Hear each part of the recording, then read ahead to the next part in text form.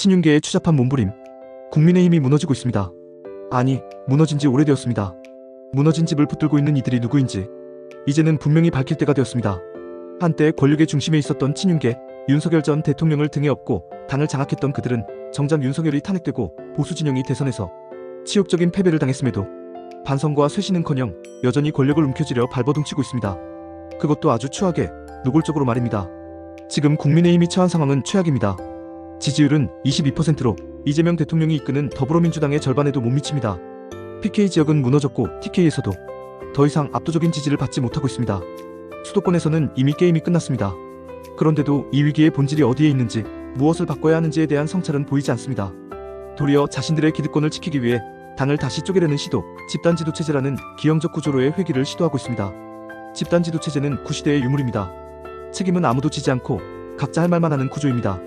지도부가 엉기설기 얽히기만 하면 당은 아무것도 하지 못하게 됩니다.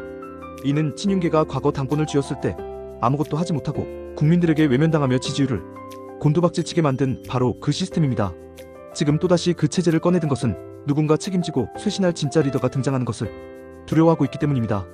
바로 그 두려움의 정점에 김문수와 한동훈이라는 이름이 있습니다. 김문수 후보는 대선에서 패배한 주자입니다. 당연히 정치적 책임이 따릅니다. 그러나 그는 당이 정당하게 경선을 통해 뽑은 후보였고 보수 진영의 마지막 자존심을 지킨 인물입니다. 지도부가 김문수를 비판하거나 전당대회 출마를 말리는 것은 어느 정도 논리적으로 가능한 일입니다. 그러나 한동훈까지 걸고 넘어지는 건 전혀 다른 이야기입니다. 한동훈 전 대표는 윤석열 정권의 비상계엄 시도를 처음으로 공개 비판하며 보수의 도덕성과 합리성을 되살리려 했던 인물입니다.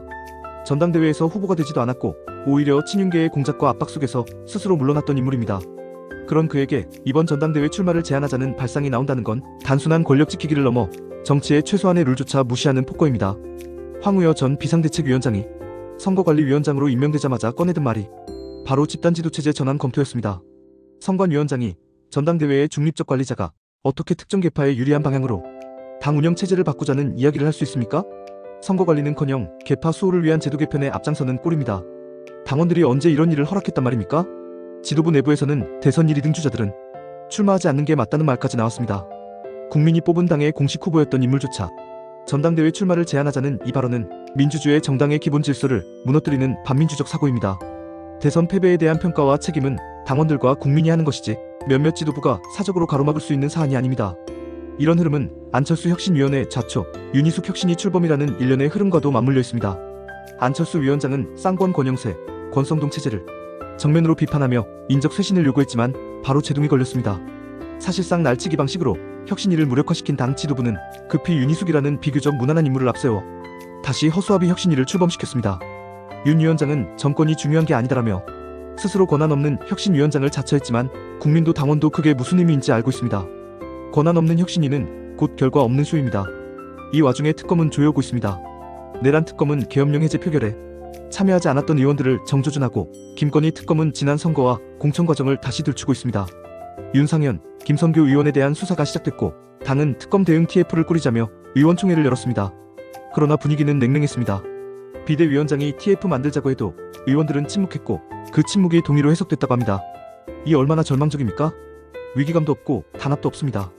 당을 살리겠다는 의지도 보이지 않습니다. 한초선 의원은 우리는 동의한 적 없다고 분노했습니다. 그 말이 지금 국민의힘의 현주소입니다. 지도부는 당을 끌고 갈 수 없고 의원들은 지도부를 신뢰하지 않으며 당원과 국민은 이미 마음을 떠났습니다. 당내 혁신의 길은 실종됐고 친윤계는 여전히 자신들의 과오를 인정하지 않은 채 권력 쟁투에만 골몰하고 있습니다. 이 상황을 반전시킬 수 있는 유일한 길은 단 하나입니다. 새로운 리더십의 등장, 그리고 과거와의 단절입니다. 그것이 바로 한동훈 전 대표의 귀환이 중요한 이유입니다. 그는 단순한 인기가 아닌 윤석열과 정광훈, 극우와 계엄령을 끊어내는 선긋기를 통해 보수의 미래를 말한 사람입니다. 그가 말했던 도덕성과 상식으로 무장한 보수가 지금 필요합니다. 그런 그를 당대표 경선에서 배제하려 한다면 전당대회가 아니라 전당사유화라 불러야 마땅합니다. 이미 대선에서 패배하고 특검 수사에 흔들리고 지지율은 바닥을 뚫고 있는 정당이 새로운 리더의 등장을 막고 기득권만 지키려 한다면 그 당은 존재 이유를 잃은 것입니다. 친윤계가 지금 하고 있는 일이 바로 그것입니다. 쇄신은 하지 않으면서 쇄신을 요구하는 인물은 쫓아내고 혁신은 없으면서 혁신위를 세우는 척하고 책임은 지지 않으면서 권력은 놓지 않으려는 이 위선의 정치가 바로 추잡한 몸부림입니다.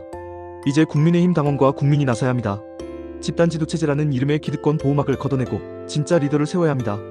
김문수든 한동훈이든 누가 되었든 당당히 경선에 나서 국민과 당원의 평가를 받아야 합니다. 그것이 민주주의 정당의 기본이고 보수 정당의 품격입니다. 만일 이대로 집단 지도 체제로 가고 전당대회 출마 자격을 제한하는 식의 사전 정리가 계속된다면 국민의힘은 더 이상 국민의힘이 아닙니다.